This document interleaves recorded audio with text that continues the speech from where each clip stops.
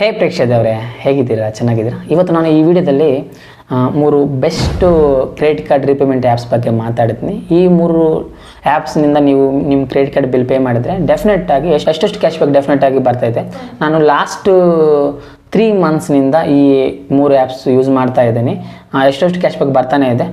ನಾನು ಈ ವಿಡಿಯೋದಲ್ಲಿ ಕ್ಲಿಯರಾಗಿ ತೋರಿಸ್ತೀನಿ ಕ್ರೆಡಿಟ್ ಕಾರ್ಡ್ ಬಿಲ್ಲು ಈ 3 ಆ್ಯಪ್ಸಲ್ಲಿ ಹೇಗೆ ಪೇ ಮಾಡೋದು ಅಂತ ಕ್ಲಿಯರಾಗಿ ನಾನು ತೋರಿಸ್ತೀನಿ. ಕೂಪನ್ ಕೋಡ್ ನಾನು ಅಪ್ಲೈ ಮಾಡಬೇಕಂದ್ರೆ ಹೇಗೆ ಅಪ್ಲೈ ಮಾಡೋದು ಅಂತ ನಾನು ಕ್ಲಿಯರಾಗಿ ತೋರಿಸ್ತೀನಿ. ವಿಡಿಯೋ ಎಲ್ಲ ನೋಡಿದ್ರೆ ಡೆಫಿನೆಟಾಗಿ ನಿಮಗೆ ಒಂದು ಕ್ಲಾರಿಫಿಕೇಶನ್ ಬರ್ತೈತೆ. ಈ ವಿಡಿಯೋ ಎಲ್ಲ ನೋಡಿದ ಮೇಲೆ ಸಪೋಸ್ ನಿಮಗೆ ಈ ವಿಡಿಯೋ ಇಷ್ಟ ಆದರೆ ದಯವಿಟ್ಟು ವಿಡಿಯೋಕ್ಕೊಂದು ಲೈಕ್ ಮಾಡಿರಿ, ಹಾಗೆ ನಮ್ಮ ಚಾನಲ್ನ ಸಬ್ಸ್ಕ್ರೈಬ್ ಮಾಡಿರಿ. ಈ ಲಿಸ್ಟಲ್ಲಿ ನಾವು ಫಸ್ಟು ಆ್ಯಪ್ ಬಗ್ಗೆ ಮಾತಾಡಿದ್ರೆ ಕ್ರೆಡ್ ಆ್ಯಪ್. ಈ ಆ್ಯಪ್ನಿಂದ ನೀವು ನಿಮ್ಮ ಕ್ರೆಡಿಟ್ ಕಾರ್ಡ್ ಬಿಲ್ ಪೇ ಮಾಡಿದರೆ ಡೆಫಿನೆಟ್ಟಾಗಿ ಎಷ್ಟೆಷ್ಟು ಕ್ಯಾಶ್ ಬ್ಯಾಕ್ ಬರ್ತಾನೆ ಇರ್ತೈತೆ. ನಾನು ಇವಾಗ ಕ್ಲಿಯರಾಗಿ ತೋರಿಸ್ತೀನಿ ನಾವು ಹೇಗೆ ಈ ಆ್ಯಪ್ ಯೂಸ್ ಮಾಡಿ ಕ್ರೆಡಿಟ್ ಕಾರ್ಡ್ ಬಿಲ್ ಪೇ ಮಾಡೋದಂತ. ಫಸ್ಟು ಈ ಆ್ಯಪ್ ಲಿಂಕ್ ನಾನು ಡಿಸ್ಕ್ರಿಪ್ಷನಲ್ಲಿ ಕೊಟ್ಟಿದ್ದೀನಿ. ನೀವು ಆ ಲಿಂಕ್ ಮೇಲೆ ಕ್ಲಿಕ್ ಮಾಡಿದ್ರೆ ನೀವು ಪ್ಲೇಸ್ಟೋರ್ಗೆ ಹೋಗ್ತೀರಾ, ಆ್ಯಪ್ ಡೌನ್ಲೋಡ್ ಮಾಡ್ಕೊಬೇಕು. ಡೌನ್ಲೋಡ್ ಮಾಡ್ಕೊಂಡಿದ್ಮೇಲೆ ನೀವು ರಿಜಿಸ್ಟರ್ ಆಗಿದ್ಮೇಲೆ ನೀವು ಹೋಮ್ ಸ್ಕ್ರೀನ್ಗೆ ಬರ್ತೀರಾ. ಅಲ್ಲಿ ಕ್ರೆಡಿಟ್ ಕಾರ್ಡ್ ಅಂತ ಒಂದು ಆಪ್ಷನ್ ಇರ್ತದೆ, ಕ್ರೆಡಿಟ್ ಕಾರ್ಡ್ಸ್ ಅಂತ, ಅದ್ರ ಮೇಲೆ ಕ್ಲಿಕ್ ಮಾಡಬೇಕು. ಅಲ್ಲಿ ಕ್ಲಿಕ್ ಮಾಡಿದ ಮೇಲೆ ನೀವು ನೋಡ್ಬೋದು ಅಲ್ಲಿ ಆ್ಯಡ್ ಕಾರ್ಡ್ ಅಂತ ಒಂದು ಆಪ್ಷನ್ ಇರ್ತದೆ. ಅದ್ರ ಮೇಲೆ ಕ್ಲಿಕ್ ಮಾಡಿ ನಿಮ್ಮ ಕಾರ್ಡ್ ಡೀಟೇಲ್ಸ್ ಅಲ್ಲಿ ಎಂಟರ್ ಮಾಡಬೇಕು. ಎಂಟರ್ ಮಾಡಿದ ಮೇಲೆ ಕೆಳಗಡೆ ನಿಮ್ಮದು ಹೆಸರು ಎಂಟರ್ ಮಾಡಬೇಕು. ಎಂಟರ್ ಮಾಡಿದ ಮೇಲೆ ಅಲ್ಲಿ ಪ್ರೊಸೀಡ್ ಅಂತ ಒಂದು ಆಪ್ಷನ್ ಬರ್ತದೆ. ಅದ್ರ ಮೇಲೆ ಕ್ಲಿಕ್ ಮಾಡಿದರೆ ನಿಮ್ಮ ಕಾರ್ಡ್ ಆ್ಯಡ್ ಆಗ್ತೈತೆ. ನೀವು ಕಾರ್ಡ್ ಆ್ಯಡ್ ಮಾಡಿದ ಮೇಲೆ ನಿಮ್ಮ ಕಾರ್ಡ್ ಡೀಟೇಲ್ಸ್ ಬರ್ತವೆ. ಅಲ್ಲಿ ಸಪೋಸ್ ನಿಮ್ಮದು ಕ್ರೆಡಿಟ್ ಕಾರ್ಡ್ ಬಿಲ್ ಜನ್ರೇಟ್ ಆದರೆ ಎಷ್ಟು ಅಮೌಂಟ್ ಕಟ್ಟಬೇಕಂತ ಅಲ್ಲಿ ಕ್ಲಿಯರಾಗಿ ಬರ್ತೈತೆ. ನೀವು ಅಲ್ಲಿ ಪೇ ಇನ್ಸ್ಟೆಂಟ್ಲಿ ಮೇಲೆ ಕ್ಲಿಕ್ ಮಾಡಬೇಕು. ನಿಮ್ಮದು ಕಾರ್ಡ್ ನಂಬರ್ ಚೆಕ್ ಮಾಡಿದ ಮೇಲೆ ಪೇ ಇನ್ಸ್ಟೆಂಟ್ಲಿ ಮೇಲೆ ಕ್ಲಿಕ್ ಮಾಡಬೇಕು. ಕ್ಲಿಕ್ ಮಾಡಿದ ಮೇಲೆ ಅಲ್ಲಿ 3 ಆಪ್ಷನ್ಸ್ ಬರ್ತವೆ. ಫುಲ್ ಅಮೌಂಟ್ ಪೇ ಮಾಡಬೇಕು ಅನ್ಕೊತಾ ಇದ್ರಾ, ಇಲ್ಲಾಂದರೆ ಮಿನಿಮಮ್ ಅಮೌಂಟ್ ಪೇ ಮಾಡಬೇಕು ಅನ್ಕೊತಾ ಇದ್ರಾ, ಇಲ್ಲಾಂದರೆ ಎಂಟರ್ ಅದರ್ ಅಮೌಂಟ್ ಅಂತ ಒಂದು ಆಪ್ಷನ್ ಇರ್ತೈತೆ. ಫುಲ್ ಮೇಲೆ ಕ್ಲಿಕ್ ಮಾಡಿರಿ. ಫುಲ್ ಮೇಲೆ ಕ್ಲಿಕ್ ಮಾಡಿದ ಮೇಲೆ ಸಪೋಸ್ ನೀವು ಫುಲ್ ಪೇ ಮಾಡಬೇಕಂದ್ರೆ ಫುಲ್ ಮೇಲೆ ಕ್ಲಿಕ್ ಮಾಡಿರಿ, ಇಲ್ಲಾಂದರೆ ಸ್ವಲ್ಪ ಅಮೌಂಟ್ ಇವಾಗ ಕಟ್ಟಬೇಕು ಅನ್ಕೊತಾ ಇದ್ದರೆ ಮಾತ್ರ 1000-2000 ಆ ಥರ ನೀವು ಅದರ ಅಮೌಂಟ್ ಮೇಲೆ ಕ್ಲಿಕ್ ಮಾಡಿ ಎಂಟರ್ ಮಾಡ್ಬೋದು. ಅಲ್ಲಿ ಎಂಟರ್ ಮಾಡಿದ ಮೇಲೆ ಏನನ್ನ ಕೂಪನ್ಸ್ ಅಲ್ಲಿ ಇದ್ದರೆ ಆಟೋಮ್ಯಾಟಿಕ್ಕಾಗಿ ಅಪ್ಲೈ ಆಗ್ತವೆ. ಫಸ್ಟ್ ಯೂಸರ್ ಆದರೆ ಮಾತ್ರ ಡೆಫಿನೆಟ್ಟಾಗಿ ಜಾಸ್ತಿ ಕ್ಯಾಶ್ ಬ್ಯಾಕ್ ಬರ್ತೈತೆ ಈ ಆ್ಯಪಲ್ಲಿ. ಅದು ಆಟೋಮ್ಯಾಟಿಕ್ ಅಪ್ಲೈ ಆಗ್ತೈತೆ. ಆಗಿಲ್ಲ ಅಂದರೆ ಅಲ್ಲಿ ನೀವು ಅಪ್ಲೈ ಮಾಡಬೇಕು. ಅದು ಅಪ್ಲೈ ಆಗೋದ್ಮೇಲೆ ಕೆಳಗಡೆ ನೀವು ನೋಡ್ಬೋದು ಅಲ್ಲಿ ನಿಮ್ಮದು ಬ್ಯಾಂಕ್ ಅಕೌಂಟ್ ಡೀಟೇಲ್ಸ್ ಬರ್ತವೆ. ರಿಜಿಸ್ಟರ್ ಆಗೋವಾಗ ಅವು ಬರ್ತವೆ. ಅದರಿಂದ ನೀವು ಪೇ ಮಾಡಬೇಕು. ಪೇ ಮಾಡಿದ ಮೇಲೆ ಡೆಫಿನೆಟಾಗಿ ಎಷ್ಟೆಷ್ಟು ಕ್ಯಾಶ್ ಬ್ಯಾಕ್ ನಿಮ್ಮ ಕ್ರೆಡಿಟ್ ಆ್ಯಪಲ್ಲಿ ಕ್ರೆಡಿಟ್ ಆಗ್ತೈತೆ. ವ್ಯಾಲೆಟಲ್ಲಿ ಕ್ರೆಡಿಟ್ ಆಗ್ತೈತೆ. ಆ ವ್ಯಾಲೆಟ್ ಮನಿ ನಾವು ಯೂಸ್ ಮಾಡಿ ನೆಕ್ಸ್ಟ್ ಟೈಮ್ ನಾವು ಕ್ರೆಡಿಟ್ ಕಾರ್ಡ್ ಬಿಲ್ ಪೇ ಮಾಡ್ಬೋದು.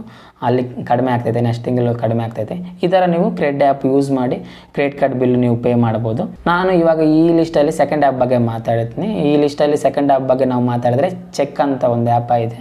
ಆ ಆ್ಯಪ್ ಬಗ್ಗೆ ನಾನು ಕ್ಲಿಯರಾಗಿ ಇವಾಗ ಮಾತಾಡ್ತೀನಿ. ಹಾಗೆ ಕ್ರೆಡಿಟ್ ಕಾರ್ಡ್ ಬಿಲ್ ಹೇಗೆ ಪೇ ಮಾಡಬೇಕಂತ ನಾನು ಕ್ಲಿಯರಾಗಿ ನಿಮಗೆ ತೋರಿಸ್ತೀನಿ. ಫಸ್ಟ್ ನೀವು ಚೆಕ್ ಆ್ಯಪ್ ನಾನು ಡಿಸ್ಕ್ರಿಪ್ಷನಲ್ಲಿ ಲಿಂಕ್ ಕೊಟ್ಟಿದ್ದೀನಿ.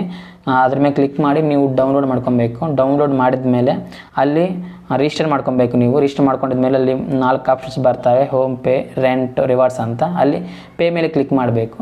ನೀವು ಪೇ ಮೇಲೆ ಕ್ಲಿಕ್ ಮಾಡಿದ ಮೇಲೆ ಕೆಳಗಡೆಗೆ ಸ್ವಲ್ಪ ಸ್ಕ್ರೋಲ್ ಮಾಡಬೇಕು. ಅಲ್ಲಿ ಆ್ಯಡ್ ಕಾರ್ಡ್ ಲೋನ್ ಅಂತ ಒಂದು ಆಪ್ಷನ್ ಬರ್ತೈತೆ. ಅದ್ರ ಮೇಲೆ ಕ್ಲಿಕ್ ಮಾಡಬೇಕು. ನಿಮ್ಮದು ಕ್ರೆಡಿಟ್ ಕಾರ್ಡ್ ಬ್ಯಾಂಕ್ ಯಾವುದಾದ್ರೆ ಆ ಬ್ಯಾಂಕ್ ಸೆಲೆಕ್ಟ್ ಮಾಡ್ಕೊಬೇಕು. ಸೆಲೆಕ್ಟ್ ಮಾಡ್ಕೊಂಡಿದ್ಮೇಲೆ ಕ್ರೆಡಿಟ್ ಕಾರ್ಡ್ ಡೀಟೇಲ್ಸ್ ಅಲ್ಲಿ ಎಂಟರ್ ಮಾಡಬೇಕು.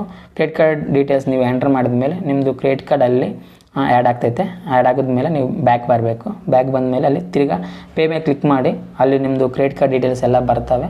ಬಂದಮೇಲೆ ಅಲ್ಲಿ ಪೇ ನೌ ಮೇಲೆ ಕ್ಲಿಕ್ ಮಾಡಬೇಕು. ನೀವು ಪೇ ನೌ ಮೇಲೆ ಕ್ಲಿಕ್ ಮಾಡಿದರೆ ಅಲ್ಲಿ ನೆಕ್ಸ್ಟ್ ಸ್ಕ್ರೀನ್ಗೆ ಹೋಗ್ತೀರಾ. ನೀವು ನೆಕ್ಸ್ಟ್ ಸ್ಕ್ರೀನಲ್ಲಿ ನೀವು ಎಷ್ಟು ಅಮೌಂಟ್ ಪೇ ಮಾಡಬೇಕಂತ ಅಲ್ಲಿ ಎಂಟರ್ ಮಾಡಬೇಕು.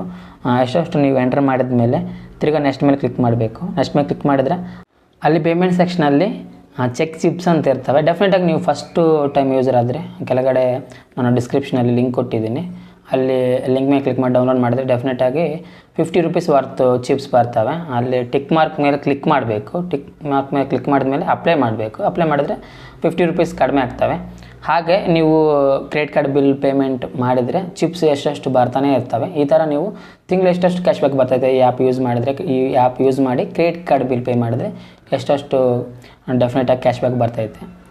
ಇವಾಗ ಈ ಲಿಸ್ಟಲ್ಲಿ ನಾವು ಥರ್ಡ್ ಆ್ಯಪ್ ಬಗ್ಗೆ ಮಾತಾಡಿದ್ರೆ ಮೊಬಿಕ್ವಿಕ್. ಈ ಆ್ಯಪ್ನಿಂದ ನಾವು ಕ್ರೆಡಿಟ್ ಕಾರ್ಡ್ ಬಿಲ್ ಪೇ ಮಾಡಿದ್ರೆ ಡೆಫಿನೆಟಾಗಿ ಎಷ್ಟೆಷ್ಟು ಕ್ಯಾಶ್ ಬ್ಯಾಕ್ ಬರ್ತಾನೆ ಇರ್ತೈತೆ. ನಾನು ವಿಡಿಯೋ ಡಿಸ್ಕ್ರಿಪ್ಷನಲ್ಲಿ ಲಿಂಕ್ ಕೊಟ್ಟಿದ್ದೀನಿ, ಮೊಬಿಕ್ವಿಕ್ ಆ್ಯಪ್ ಲಿಂಕ್ ಕೊಟ್ಟಿದ್ದೀನಿ. ನೀವು ಅದ್ರ ಮೇಲೆ ಕ್ಲಿಕ್ ಮಾಡಿ ಡೌನ್ಲೋಡ್ ಮಾಡ್ಕೊಬೇಕು. ಡೌನ್ಲೋಡ್ ಮಾಡ್ಕೊಂಡಿದ್ಮೇಲೆ ರಿಜಿಸ್ಟರ್ ಆಗಬೇಕು. ರಿಜಿಸ್ಟರ್ ಆಗೋದ್ಮೇಲೆ ಅಲ್ಲಿ ಸ್ವಲ್ಪ ಸ್ಕ್ರೋಲ್ ಮಾಡಿದ್ರೆ ಕ್ರೆಡಿಟ್ ಕಾರ್ಡ್ ಪೇಮೆಂಟ್ ಅಂತ ಒಂದು ಆಪ್ಷನ್ ಇರ್ತೈತೆ. ಅದ್ರ ಮೇಲೆ ಕ್ಲಿಕ್ ಮಾಡಬೇಕು.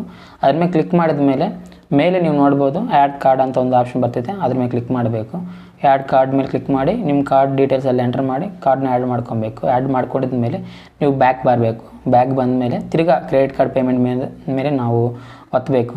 ಇವಾಗ ಅಲ್ಲಿ ನಿಮ್ಮ ಕಾರ್ಡ್ ಡೀಟೇಲ್ಸ್ ಬರ್ತವೆ, ಅಲ್ಲಿ ಪೇ ನೌ ಮೇಲೆ ಕ್ಲಿಕ್ ಮಾಡಿ ನಿಮ್ಮದು ಸಪೋಸು ಬಿಲ್ ಜನ್ರೇಟ್ ಆದರೆ ಅಲ್ಲಿ ಬರ್ತೈತೆ ಎಷ್ಟು ಅಮೌಂಟ್ ಜನ್ರೇಟ್ ಆಗೈತೆ ಅಂತ ಬರ್ತೈತೆ. ಬಂದಿಲ್ಲ ಅಂದರೆ ಅಲ್ಲಿ ಅಮೌಂಟ್ ಎಂಟರ್ ಮಾಡಬೇಕು, 1000 ಇಲ್ಲಾಂದರೆ 2000 ಆ ಥರ ನಿಮ್ಮದು ಎಷ್ಟು ಅಮೌಂಟು ಜನ್ರೇಟ್ ಆದರೆ ಅಷ್ಟು ಎಂಟರ್ ಮಾಡಬೇಕು. ಸಪೋಸ್ ನೀವು ಎಷ್ಟೆಷ್ಟು ಅಮೌಂಟ್ ಕಟ್ಟಬೇಕು ಅನ್ಕೊತಾ ಇದ್ದರೆ ಮ್ಯಾನ್ಯುವಲ್ ಆಗಿ ಎಷ್ಟೆಷ್ಟು ಅಮೌಂಟ್ ನೀವು ಅಲ್ಲಿ ಎಂಟರ್ ಮಾಡಬೇಕು. ಎಂಟರ್ ಮಾಡಿದ ಮೇಲೆ ಕಂಟಿನ್ಯೂ ಮೇಲೆ ಕ್ಲಿಕ್ ಮಾಡಬೇಕು.